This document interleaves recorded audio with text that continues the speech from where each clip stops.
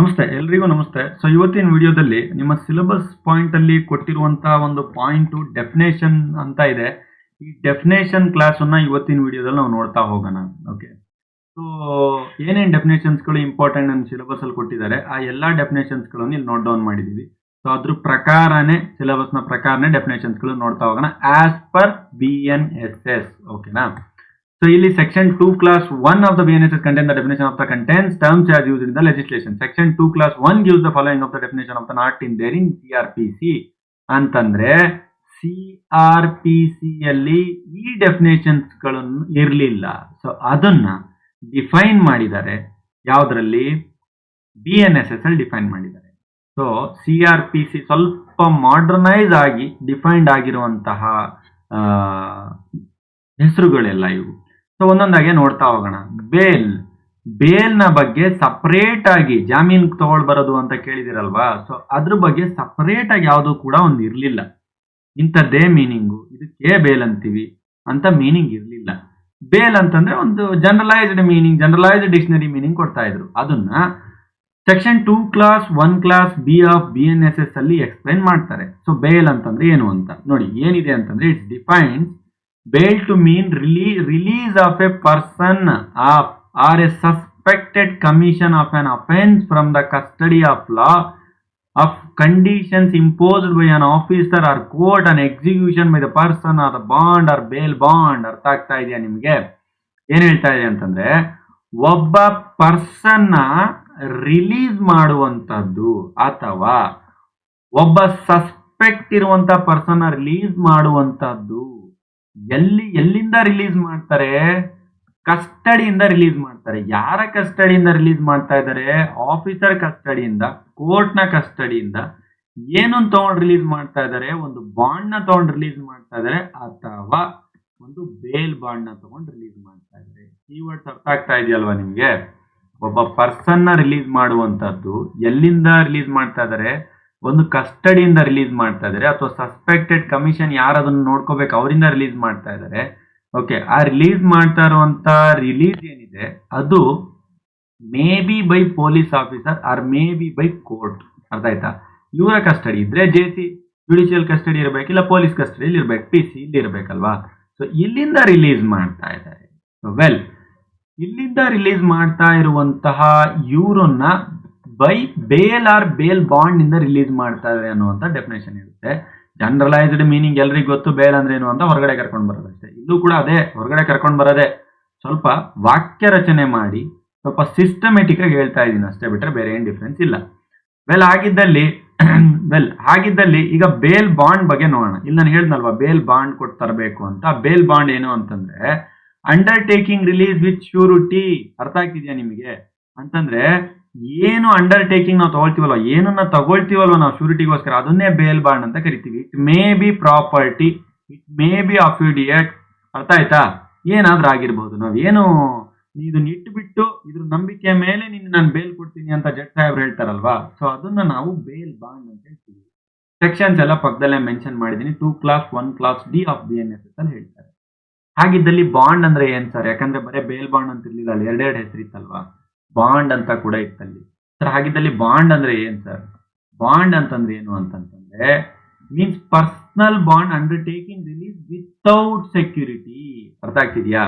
Bond means without security, bail bond means with surety. Sorry, surety ಅದು, security ಅಲ್ಲ.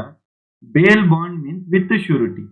Same thing. ಅದೇ definition class ಒಂದು ಬರೀತೀರಾ, ಆದರೆ ಬರೀತಿರ್ಬೇಕಾದ್ರೆ ವಿತೌಟ್ ಶ್ಯೂರಿಟಿ ಅಂತ ಬರೀತೀರಾ.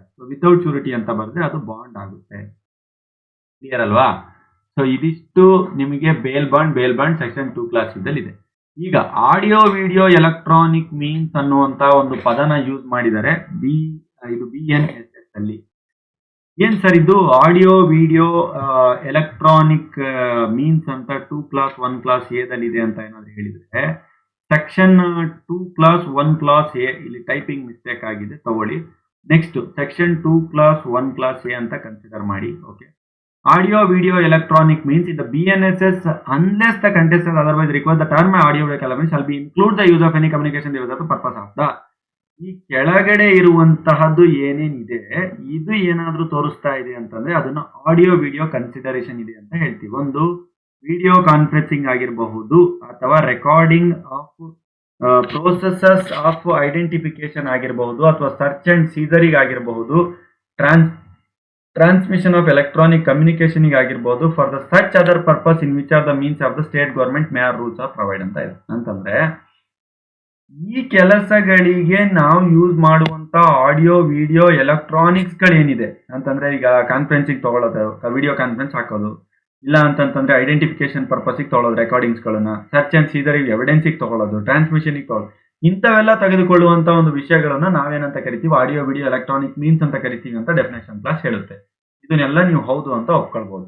ಅದಾದ್ಮೇಲೆ ನೆಕ್ಸ್ಟ್ ವಿಕ್ಟಿಮ್ ಅಂದ್ರೆ ಯಾರು ಅಂತ ಗೊತ್ತಿದೆ. ಬಲಿಪಶು ಯಾರು? ವಿಕ್ಟಿಮ್ ಅಂತಂದ್ರೆ ಬಲಿಪಶು ಅಂತಂದ್ರೆ ಏನು ಅಂತಂದ್ರೆ ಯಾರು ಸಮಸ್ಯೆಯಲ್ಲಿ ಇದ್ದಾನೆ ಅವನು, ಅಂದ್ರೆ ಯಾರು ಸಮಸ್ಯೆಯಲ್ಲಿ ಪಡುತ್ತಾ ಇದ್ದಾನೆ, ಯಾರು ಸಮಸ್ಯೆಯಲ್ಲಿ ಇದ್ದಾನೆ, ಯಾರು ಸಮಸ್ಯೆ ಅನುಭವಿಸ್ತಾ ಇದ್ದಾನೆ ಅವನು. ಉದಾಹರಣೆ ನಾನು ಹೇಳ್ತಾ ಇದ್ದೀನಿ, ಒಂದು ಕೊಲೆ ಎ ಅನ್ನುವಂತ ವ್ಯಕ್ತಿಯಿಂದ ಕೊಲೆ ಬಿ ಅನ್ನುವಂತ ವ್ಯಕ್ತಿಗೆ ಆಗುತ್ತೆ.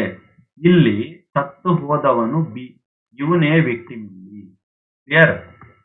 ಯಾರಿಗೆ ಸಮಸ್ಯೆ ಆಗಿದೆ ಅವನೇ ವಿಕ್ಟಿಮ್. ಆದರೆ ಕಾನೂನಿನ ಭಾಷೆಯಲ್ಲಿ ಏನ್ ಹೇಳುತ್ತೆ ಅಂತ ನೋಡೋಣ. ಸೆಕ್ಷನ್ 2 ಕ್ಲಾಸ್ 1 ಕ್ಲಾಸ್ ಎಕ್ಸ್ ಅಲ್ಲಿ ಏನ್ ಹೇಳುತ್ತೆ ಅಂದ್ರೆ the person who has suffered, ನೋಡಿ, who has suffered any loss or injury.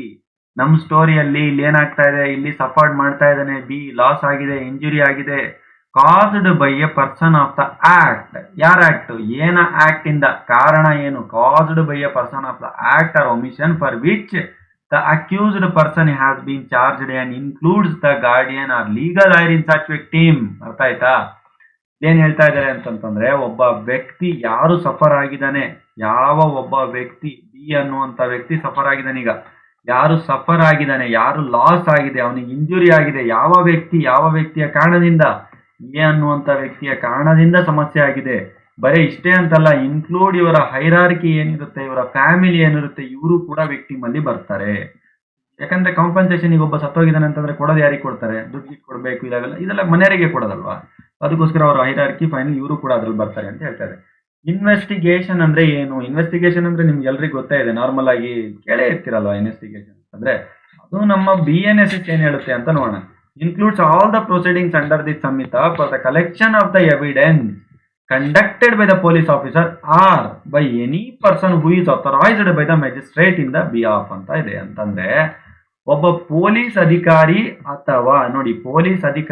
ಅಥವಾ ಅವನ ಪರವಾಗಿ ಮ್ಯಾಜಿಸ್ಟ್ರೇಟ್ ನಿಂದ ಅಧಿಕಾರಿ ಪಡೆದ ಯಾವುದೇ ವ್ಯಕ್ತಿ ನಡೆಸಿದ ಸಾಕ್ಷ್ಯಗಳ ಸಂಗ್ರಹ ಅಂತಂದ್ರೆ ಇನ್ವೆಸ್ಟಿಗೇಷನ್ ಅಂತಂದ್ರೆ ಆಕ್ಚುಯಲ್ ಮೀನಿಂಗ್ ಈಗ ಸಾಕ್ಷಿಗಳ ಸಂಗ್ರಹ, ಸಾಕ್ಷ್ಯಾಧಾರಗಳನ್ನ ಸಂಗ್ರಹ ಮಾಡ್ಕೊಳ್ಳಕ್ಕೆ ಒಬ್ಬ ಪೊಲೀಸ್ ಆಫೀಸರ್ ಆಗಿರಬಹುದು ಅಥವಾ ಕೋರ್ಟು ಯಾವ ವ್ಯಕ್ತಿಗೆ ಹೇಳಿದೆ ಇಂಥ ವ್ಯಕ್ತಿ ನಾನು ಅಥರೈಸ್ ಮಾಡ್ತೀನಿ ಅಂತ ಆ ವ್ಯಕ್ತಿ ಆಗಿರಬಹುದು. ಅವನು ಮಾಡುವಂತಹ ಪ್ರೋಸೆಸ್ ಏನಿದೆ, ಈ ಓವರ್ ಆಲ್ ಪ್ರೋಸೆಸ್ ಏನಿದೆ, ಸಾಕ್ಷಿಗಳನ್ನ ಕಲೆಕ್ಟ್ ಮಾಡೋದೆಲ್ಲ ಏನಿದೆ, ಅದನ್ನ ಏನಂತ ಕರಿತೀವಿ ಅಂತಂದ್ರೆ ಇನ್ವೆಸ್ಟಿಗೇಷನ್ ಅಂತ ಕರಿತೀವಿ. ಕನ್ನಡದಲ್ಲಿ ತನಿಖೆ ಅಂತ ಕರಿತೀವಿ. ಅರ್ಥ ಆಗ್ತಿದೆಯಲ್ವಾ?